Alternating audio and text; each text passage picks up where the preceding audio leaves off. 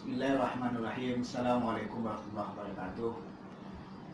Alhamdulillahirrahmanirrahim. Wassalatu wassalamu ala asyrafil mursalin wa alihi wasahbihi ajma'in. Saudara para mahasiswa yang kami cintai, alhamdulillah pada kesempatan ini proses kuliahnya bisa kita lakukan itu adalah memang melalui daring, istilahnya dalam jaringan atau secara online. Namun secara konvensional, secara tradisional, secara kebiasaan itu sudah dilakukan akibat dari adanya kondisi virus corona ini. Bapak ingin sampaikan pada kalian semua bahwa model kuliah kita selama masa-masa seperti ini akan dilakukan dengan teknis. Bapak akan sampaikan sebetulnya materi ini secara oral dan direkam melalui video. Kemudian nanti kita upload melalui grup. Saudara dengar itu penjelasan Bapak, semua lokal mendengarkan. Nanti insya Allah misalnya jam 8:30 pada hari yang sudah ditentukan itu dikirim nanti ke WA grup masing-masing lokal. Kemudian nanti jam 9 itu kita mulai dari lokal A. Semua mahasiswa menyampaikan pertanyaan-pertanyaan atau tanggapan-tanggapannya dan nanti kami responi Bapak dengan Pak Rospi sampai jam 10. Jam 10 nanti lokal B insya Allah untuk memanfaatkan kesempatan tanya jawab, menanggapi, diskusi dan sebagainya dengan kami. Nanti jam 11 lokal C. Makanya sebelum jam 9 itu atau setengah 9 itu seluruhnya sudah menonton lah, mendengar dari penjelasan Bapak setiap topik yang ada itu. Itu mungkin materi yang perlu disampaikan. Adapun tugas perkuliahan jelas kalian harus buat sesuai dengan topik-topik yang ada itu. Dan nanti mengumpulkannya tidak secara hard copy, dan melalui soft copy nanti dikirimkan ke email melalui di kampus. Nanti Pak Uspi bisa jelaskan melalui grup nanti insyaallah. Kira-kira begitu model perkuliahan kita ya. Makanya manfaatkanlah kesempatan ini semaksimal mungkin untuk berdiskusi, bertanya jawab. Karena itu juga poinnya akan ada buat saudara yang menanggapi, bertanya atau menanggapi tadi itu untuk menjadi kategori nilai keaktifan dalam perkuliahan. Oke, saudara sekalian. Sekarang topiknya kita bicara persoalan bank syariah dan lembaga keuangan syariah lainnya.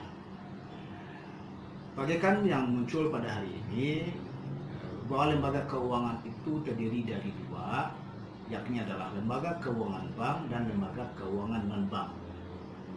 Lembaga keuangan bank itu juga ada dua, satu bank umum dan satu lagi BPR. Masing-masing itu pun juga terbagi pada dua sekarang, yakni adalah bank umum konvensional dan bank umum syariah. Begitu juga BPR, ada BPR konvensional atau BPR saja istilahnya, kemudian ada BPR syariah. Nanti di bank konvensional, bank umum konvensional juga ada di antaranya yang punya unit usaha syariah. Ya, kemudian bank umum syariah. Adapun sebetulnya BPR itu bank perkreditan rakyat. Sedangkan di syariahnya yang pakai S belakang itu kepanjangannya Bank Pembiayaan Rakyat Syariah. Itu perbedaan kepanjangan lah dari akronim BPRN. Kemudian akan ada lembaga keuangan non-bank. Nah, lembaga keuangan non-bank itu juga ada konvensional, ada syariah. Baik dalam bentuk unit usaha syariahnya, artinya sistem manajemennya masih satu dengan konvensional, ataupun sudah berdiri sendiri. Nah, apa saja sebetulnya lembaga keuangan syariah non-bank tersebut? Lembaga keuangan non-bank tersebut itulah dia, ada asuransi, ada pegadaian, ada koperasi, ada dana pensiun, kemudian ada pasar modal, dan lain-lain sebagainya. Itu juga sebagaimana Pak sampaikan tadi, ada konvensional, ada syariah. Oke, sekarang kita mau jelaskan satu persatu. Pertama adalah persoalan bank. Kita ketahui sama bahwa bank itu fungsinya intermediari. Dia pekerjaannya menghimpun dana, kemudian menyalurkan dana. Nah, dan itu sudah lama, lebih dari 1 abad adanya di Indonesia. Dan sekarang lahirlah ada bank konvensional, ada bank syariah. Pada dasarnya saudara sekalian, proses penghimpunan dana itu pada dasarnya, pada prinsipnya ada tabungan. Tabungan itu ada giro, ada tabungan biasa, ada deposito. Baik konvensional maupun syariah itu sama saja sebetulnya. Nanti di dalam konteks penyaluran dana, disinilah terjadi perbedaan. Kalau di bank konvensional, penyaluran dananya itu dalam bentuk hanya mengkreditkan atau mempiutangi uang kepada nasabah. Nah, sedangkan di syariah akan ada beberapa hal yang menjadi prinsip di dalam operasionalisasi dari bank syariah tersebut. Saudara sekalian, kalau seandainya di dalam konteks penyaluran dana di bank syariah akan ada prinsip, pertama prinsip jual beli, yang kedua prinsip sewa atau jasa, kemudian yang ketiga akan ada prinsip kerjasama. Di konvensional tidak ada dikenal istilah seperti itu. Kenapa? Karena memang konsekuensi dari bank konvensional yang hanya menyalurkan dana dalam bentuk mempiutangi uang, dan akibat dari mempiutangi uang itu bank mendapatkan pendapatan dari mempiutangi uang yang itu disebut dengan bunga. Itulah terjadi perbedaan prinsip sebetulnya antara konvensional itu dengan syariah. Kenapa? Karena di syariah sebetulnya transaksi utang piutang dibolehkan, tetapi tidak akan boleh, sebetulnya tidak akan pernah boleh sebetulnya mengambil kelebihan dalam pembayaran utang piutang. Untuk itu bagaimana caranya biar bank syariah itu tetap hidup? Nah, inilah yang kita maksudkan ada prinsip-prinsip jual beli, prinsip sewa, prinsip kerjasama yang dilakukan oleh bank syariah tersebut. Saudara sekalian, bank syariah itu memang belum lama munculnya. Pernah muncul sebetulnya di Mesir tahun 40-an, di Malaysia tahun 40-an, tapi itu gagal. Tahun 60-an pernah ada di Mesir, itu juga gagal. Baru tahun 80-an lah mulai beroperasional bagaimana sistem perbankan syariah itu yang akhirnya bisa survive. Kenapa? Karena bisa hidup dari pendapatan dari bank itu sendiri. Di Indonesia baru mulainya pada tahun 92, mulai dari Bank Muamalat Indonesia. Apa yang menjadi dasar sehingga memang bank syariah itu dipandang perlu dimunculkan, perlu dilahirkan? Dia merupakan antitesa terhadap bank konvensional yang memakai instrumen bunga. Saudara sekalian, bagaikan kita ketahui bersama bahwa bunga yang ada pada bank itu konsekuensi sebetulnya dari dana yang dipiutangi oleh bank, dan akibat dari nasabah berhutang ke bank, nasabah dibebankan bunga. Bagaikan juga nasabah menabung uangnya di bank, konsekuensinya bank memberikan bunga kepada nasabah. Bunga muncul sebetulnya saudara sekalian adalah akibat konsekuensi dari terjadinya transaksi utang piutang. Sehingga kira-kira definisi bunga itu sebetulnya adalah kelebihan dalam pembayaran transaksi utang piutang. Itu bunga. Kalau memang itu yang dimaksudkan, yakni adalah ada kelebihan dalam pembayaran hutang piutang, di dalam syariah Islam, di dalam fikih, di dalam santuman ayat dan hadis itu disebut dengan riba.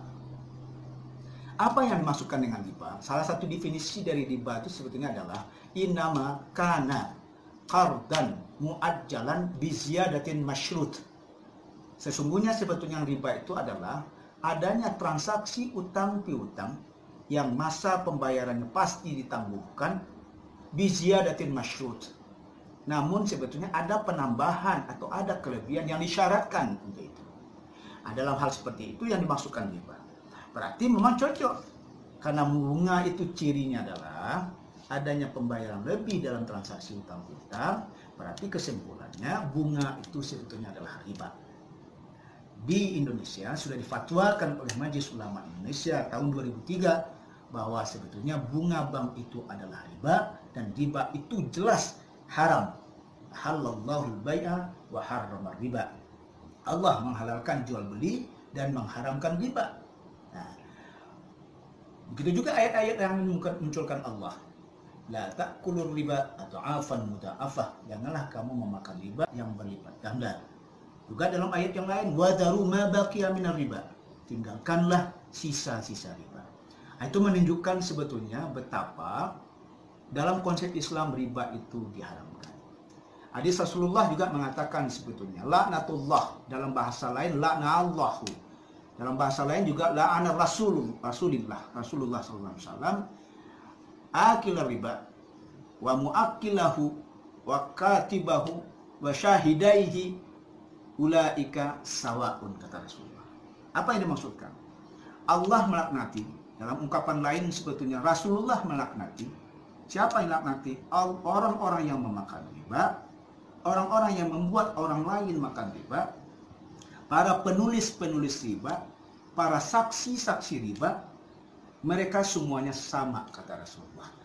Artinya menunjukkan keharamannya Allah melaknati orang yang bergelimang dengan persoalan riba, baik secara langsung maupun tidak langsung. Inilah yang menjadi dasar, saudara sekalian, akhirnya memang bank konvensional tersebut tidak sesuai dengan Islam.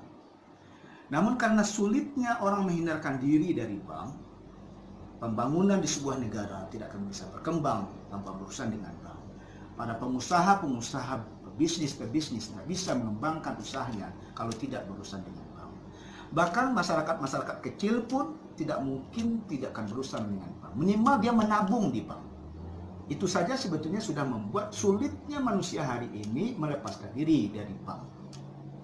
Karena seperti itu modelnya, bagaimana agar supaya masyarakat Islam dia bisa berurusan dengan bank tapi tidak terjebak dengan persoalan riba bank.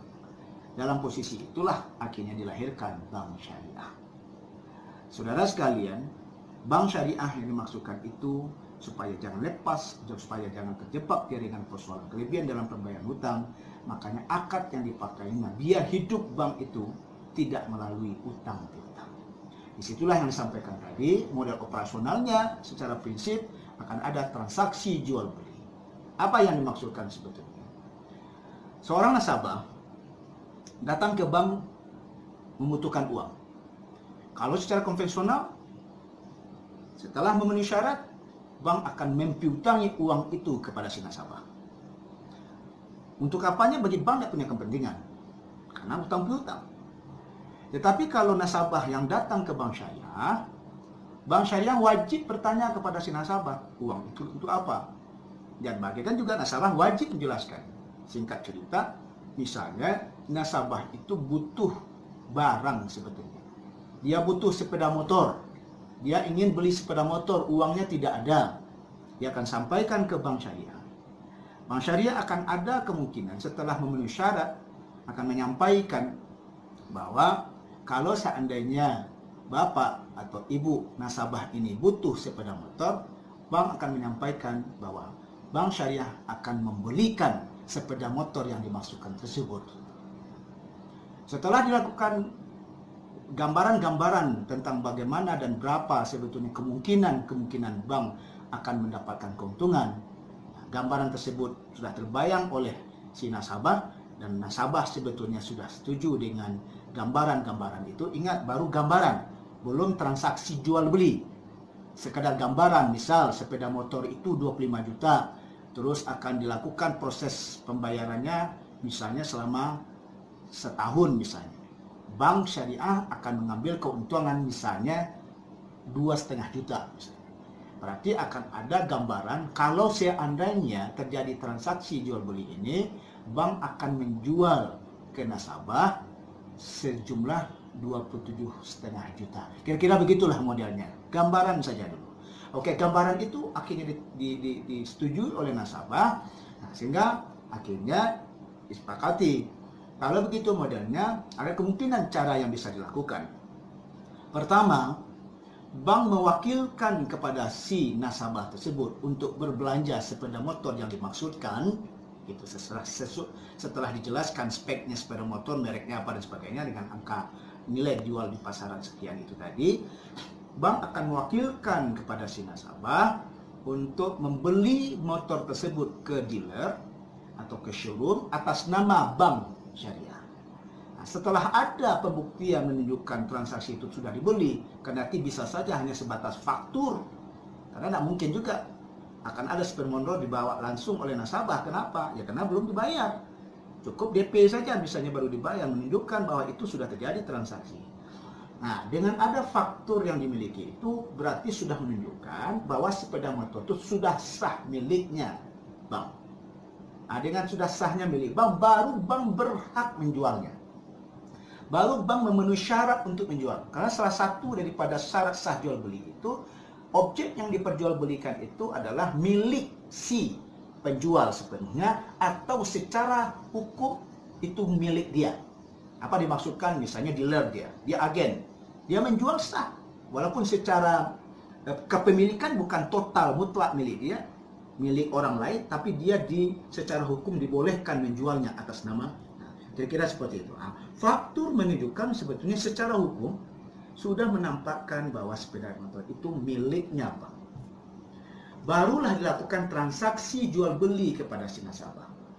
Transaksi jual beli yang lazim di Indonesia dimasukkan itu memakai istilah akad namanya murabahah.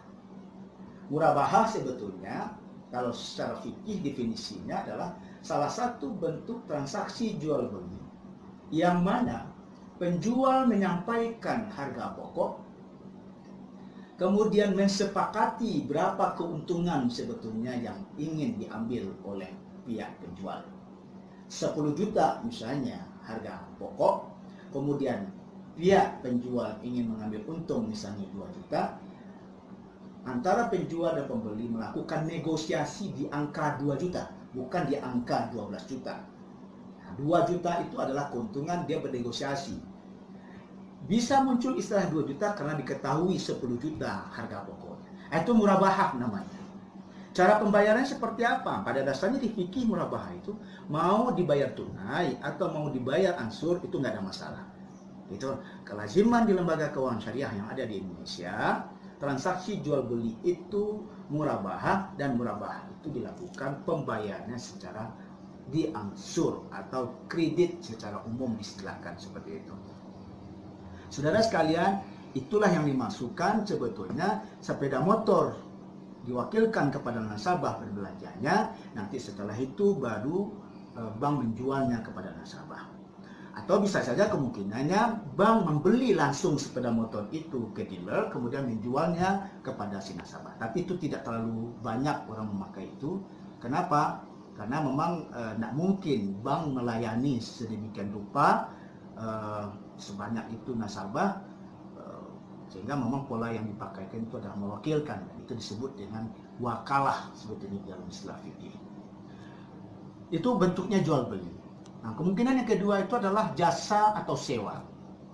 Bisa saja nasabah itu membutuhkan uang dalam rangka menyewa barang, menyewa gedung misalnya, menyewa toko misalnya. Sama dengan tadi, dia akan sampaikan kepada bank, kemudian bank akan melakukan bentuk-bentuk transaksi dalam pola mewakilkan kepada anggota untuk menyewa toko yang dimaksudkan atau rumah yang dimaksudkan atas nama bank, kemudian bank akan menyewakan kepada nasabah sesuai dengan berapa nilai keuntungan atau tambahan jasa sebetulnya oleh bank dalam menyewakan barang tersebut kepada si nasabah. Kemudian yang ketiga, itu bisa dalam bentuk transaksi kerjasama, syirkah, partnership. Artinya apa? Si nasabah butuh uang untuk modal. Dalam kajian-kajian bank, usaha yang akan dilakukan oleh nasabah ini memang sangat menjanjikan profitnya, untungnya. Sehingga bank tertarik untuk melakukan kerjasama, memberikan modal kepada si nasabah, kemudian nasabah mengelola modal tersebut dan mendatangkan pendapatan. Pendapatan itu dibagi hasilkan sebetulnya dengan pihak bank. Pola-pola seperti ini kendati sulit dilakukan, tapi tidak tertutup kemungkinan itu bisa dilakukan. Untuk memang kuncinya pada kategori usaha seperti ini, nasabahnya wajib jujur. Ya, kalau tidak jujur, tidak dipercaya oleh bank, bank tidak akan mungkin memberikan modal kepada si nasabah. Kemudian secara terbuka, secara jujur, nasabah menyampaikan pelaporan keuangan yang menampakkan tingkat keuntungannya seberapa, kemudian sebetulnya biaya personal dan lain sebagainya seberapa. Dengan cara begitu terlihat si nasabah. Nah, sinilah kadang-kadang sulit bagi bank melaksanakan bentuk kerjasama seperti ini. Tapi sekali lagi tidak tertutup kemungkinan. Minimal 3 cara seperti ini sebetulnya secara prinsip itu dilakukan sebetulnya oleh bank syariah itu kepada si nasabah. Di sanalah pendapatan yang didapatkan oleh bank. Satu, pendapatan kemungkinan dari keuntungan jual beli yang itu disebut dengan margin. Kemudian yang kedua, kemungkinan akan mendapatkan dari selisih sewa menyewa atau jasa yang dilakukan oleh bank, yang itu disebut dengan juga ujrah namanya di dalam fikih, atau fee namanya di dalam bahasa yang populer di dunia luar. Kemudian yang kemungkinan yang ketiga itu adalah bagi hasil atau yang disebut dengan nisbah dari usaha yang dilakukan oleh pihak nasabah. Gitu. Bagian juga dalam tabungan. Tabungan, uang yang ditabung oleh para nasabah dikelola oleh bank syariah. Akibat dari dikelola oleh bank syariah akan ada bagi hasil bagi penabung. Makanya perbedaan misalnya deposito ya. Kalau di bank konvensional mendepositokan uang dalam rentang waktu sekian bulan itu sudah bisa dipastikan berapa pendapatannya. Katakanlah sebuah ilustrasi. Dia mendepositokan 100 juta rupiah misalnya dalam rentang waktu 3 bulan. Dalam waktu 3 bulan itu misalnya bank konvensional sudah memperuntukkan bahwa bunga deposito untuk 3 bulan itu katakanlah misalnya 5%. Si nasabah sudah bisa memastikan bahwa dana dia yang dia tabungkan, dia depositokan 100 juta, itu dia pasti di sesudah bulan ketiga itu akan mendapatkan 5% dari 100 juta. Dia akan membayangkan pasti dia dapatkan 5 juta rupiah. Tetapi kalau secara syariah, karena prinsipnya adalah pola bagi hasil, bank tidak bisa memastikan berapa pendapatan buat si nasabah gitu. Yang bisa itu digambarkan sebetulnya pertama porsi. Porsi itu bagaimana? Misal akan ada pembagian hasil itu 40-60 misalnya. 60 buat nasabah, 40. Dari mana perhitungan 40-60? Kepada pendapatan, kepada keuntungan. Gitu. Karena memang nggak bisa, karena usaha ini belum jalan, bagaimana mungkin bank akan memutuskan 40 kali berapa, 60 kali berapa, nggak bisa. Ditunggu dulu pendapatan itu selesai, didapatkan. Nah tentu sesudah 3 bulan. Nah, sesudah 3 bulan itu berapa pendapatan bagi bank? Itulah yang dibagi hasilkan kepada si nasabah. Makanya yang bisa dibayangkan itu hanya persoalan proporsinya. Atau juga lazim juga bank mengilustrasikan, menganalogikan dengan berapa kadar rata-rata selama ini kalau menabung 3 bulan itu atau deposito 3 bulan itu berapa dari 1 juta. Gambaran saja, tapi tidak pasti dia. Atau gambaran juga dia berekuivalen sebetulnya dengan berapa bunga bank. Nah, gambaran saja, ya kisaran sekitar itulah gitu. Tapi nggak bisa dipastikan. Justru kalau dipastikan jadi konvensional punya dianya. Nah, karena memang konteks bagi hasil saudara sekalian, itu tidak bisa sebetulnya dia tetap. Makanya kemungkinan bagi hasil itu akan terjadi fluktuatif. Artinya apa?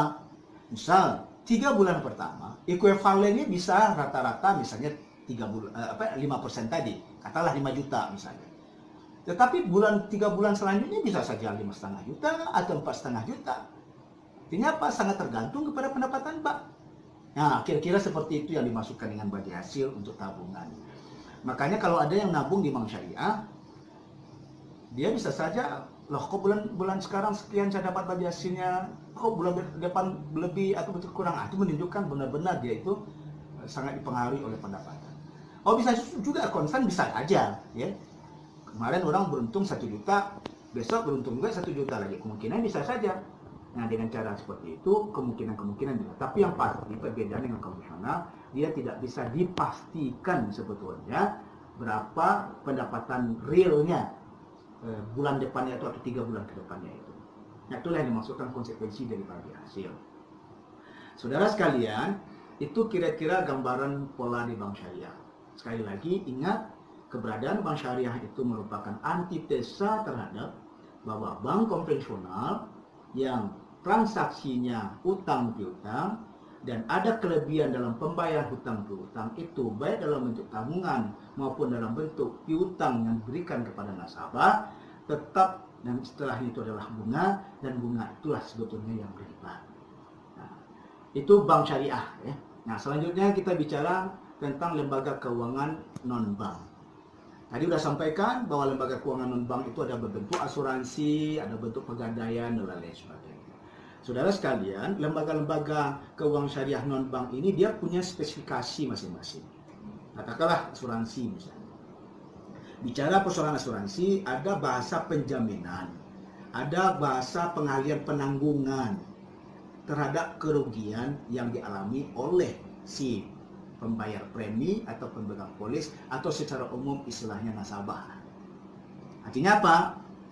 Bahwa ada pihak penanggung kerugian, ada pihak yang tertanggung terhadap kerugian yang dialami, ada bentuk sesuatu yang kategorinya kerugian yang dialami, kemudian ada pembayaran premi, kemudian ada sebetulnya penggantian terhadap kerugian tersebut, kemudian ada waktu atau tempo yang disepakati. Itu ciri-ciri atau prinsip-prinsip atau unsur-unsur yang ada pada asuransi.